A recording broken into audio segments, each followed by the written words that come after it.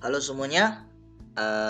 Oke, jadi di video kali ini Lausa hanya akan menjelaskan perbedaan antara Notepad++ ya, atau saya singkat NPP aja ya. Nah, yang kemudian di sebelah kanannya adalah Notepad biasa.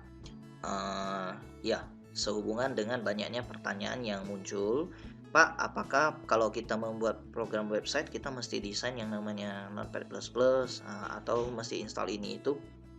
Nah, jawabannya ini kembali ke kamu masing-masing. Jadi terserah ya. Nah, selain Notepad++, ada masih banyak lagi aplikasi yang bisa kita gunakan seperti Edit Plus ya. Kemudian ada kalau nggak salah ada namanya Breaker ya, kalau nggak salah Brackets ya, Brackets. Kemudian ada Macromedia Dreamweaver. Nah, banyak ya, banyak. Nah, cuman kenapa Lause memilih NPP atau Notepad++? Karena dia aplikasinya ringan banget, simple aja. Nah, bahkan downloadnya pun ringan ya. Nah, bagi yang udah mencoba mungkin dia udah tahu. Oke, lalu apa keuntungan menggunakan NPP dibanding dengan Notepad++? Oke, berikut akan saya listkan ya, akan saya jelasin satu-satu. Pertama, dari segi tampilannya, Notepad++ dia punya settingan themes ya. Jadi kita bisa mengganti tema-tema yang kita mau gunakan itu seperti apa. Nah, sebagai contoh di sini saya lebih suka yang dark theme ya, yang gelap. Nah, saya bisa ganti. Di Notepad biasa itu tidak bisa. Nah, ini yang pertama. Lalu yang kedua, di Notepad++, setiap kali saya menambah baris, dia akan selalu memunculkan nomor baris di sebelah kiri, sementara di Notepad biasa itu nggak bisa. Lalu kegunaannya apa Pak? Cuman muncul nomor baris? Nah, fungsinya ini nanti supaya kamu lebih gampang cek error ya. Jadi apalagi nanti kalau kita udah berlanjut sampai ke pengkodingan PXP, nah di situ biasanya errornya itu dia kasih tahu di baris ke 119. Nah, jadi kalau di Notepad++ kamu dengan gampang tinggal cari baris ke 119. Nah, bayangkan kalau kamu di Notepad biasa baris ke 119, kamu carinya gimana? Nah, di sini akan kebingungan. Oke, lalu yang ketiga ya. Nah, yang ketiga di Notepad biasa, di Notepad biasa, tulisan-tulisan kamu ketika mau diperbesar ya, kamu mesti masuk ke format font. Oke. Lalu di sini kamu mesti setting ukurannya, loadingnya cukup lama ya. Kemudian rupanya setelah di style masih nggak cocok, masih harus diulang lagi cari ukuran yang cocok. Nah, ini ribet. Nah, tapi kalau di Notepad++, kamu cukup menahan tombol kontrol, kemudian kamu bisa tekan mouse ya, di scroll ke atas itu untuk memperbesar, di scroll ke bawah itu untuk mengecilkan. Jadi dia lebih praktis. Nah, lalu yang keempat. Nah, yang keempat, ketika kode HTML ini kamu buka ya, ini saya perlihatkan. Nah, jadi antara Notepad biasa dengan Notepad++ ya. Nah, di sini kamu lihat di Notepad++ secara cepat ini saya bisa ya seperti tadi ya, saya bisa melihat kode ini dan di sini dia tersusun rapi ya.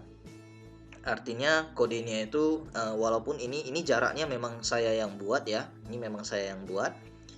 Dia kelihatan rapi. Plus dia ada membuat warna. Jadi setelah kamu simpan sebuah file, file tersebut akan diberikan warna sesuai settingannya masing-masing, settingan tema masing-masing. Nah, jadi seperti ini kan kode HTML. Nah, dia buat jadi warna orange di tempat saya ya. Di tempat kamu mungkin beda sesuai tema masing-masing. Nah, lalu di sini bagian-bagian yang merupakan teks biasa, dia akan buat warna yang lain, warna putih. Nah, lalu untuk nilainya, nah nilainya di sini dia buat warna hijau. Nah, jadi secara otomatis kita ceknya juga lebih gampang misalnya ada masalah. Sementara di Notepad biasa, nah kamu bisa lihat susunannya file yang sama ya. Susunannya itu kacau balau. Oke, kalau saya maximize, nah kamu bisa lihat kiri kanan seperti ini ya. Nah, ini agak kacau ngelihatnya. Oke. Dan juga di sini nggak ada warnanya. Nah, jadi kamu mungkin kalau nanti ada salah, error, kamu ceknya lebih susah. Belum lagi membuat HTML itu nggak bisa sekali jalan. Artinya kita buat dari awal sampai akhir tanpa ada kesalahan itu jarang sekali, ya. Nah, biasanya membuat HTML itu dia harus begini. dikerjain sedikit, di save, kemudian lihat hasil, update lagi, save lagi, lihat hasil, update, save, lihat hasil, berulang-ulang. Nah, dalam sebuah file mungkin bisa terjadi ratusan kali yang namanya update, simpan, lihat hasil. Jadi nggak bisa sekali jalan ya. Nah, jadi kamu bisa bayangin kalau kamu disuruh cek seperti ini, kamu bakalan pusing 7 keliling. Pak, saya nggak mungkin salah Pak, saya buatnya teliti. Nah, ya sulit saya katakan ya, tapi jarang sekali ada yang mendesain program tanpa salah sama sekali, apalagi kalau programnya itu lumayan panjang.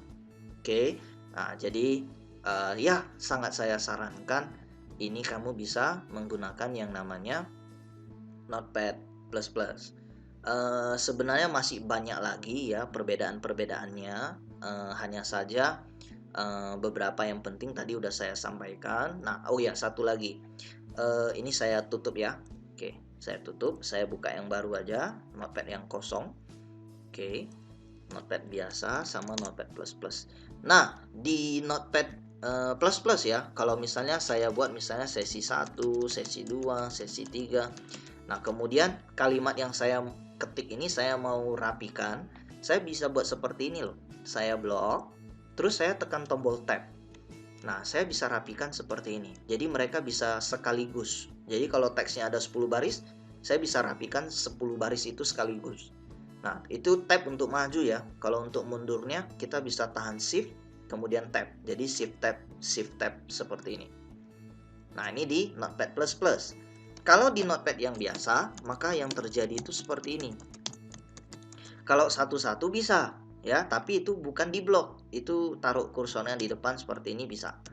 Nah, tapi satu-satu. Kalau kamu blok ya, nah kamu blok, kamu tab, maka 3 kalimat ini, 3 baris ini hilang semua. Nah, ini mungkin perbedaan yang berikutnya ya. Dan masih banyak seperti yang saya bilang, masih banyak. Dan mungkin ini yang utamanya. Jadi sampai di sini ya. Semoga setelah kamu melihat penjelasan ini, Lose benar-benar sarankan kalau kamu benar-benar ingin belajar website, sebisa mungkin download yang namanya Notepad++. Dan ini ukurannya sangat kecil sekali. Lose kira nggak sampai ratusan mega lah ya, puluhan mega, mungkin sekitar 10 megabyte aja. Nah, sekitar 10 megabyte. Oke, ya. Sekian dulu video tentang perbedaan dari Notepad++ dengan Notepad biasa. Kalau video ini membantu kamu, silakan berikan dukunganmu dengan cara like dan subscribe channel ini. Terima kasih.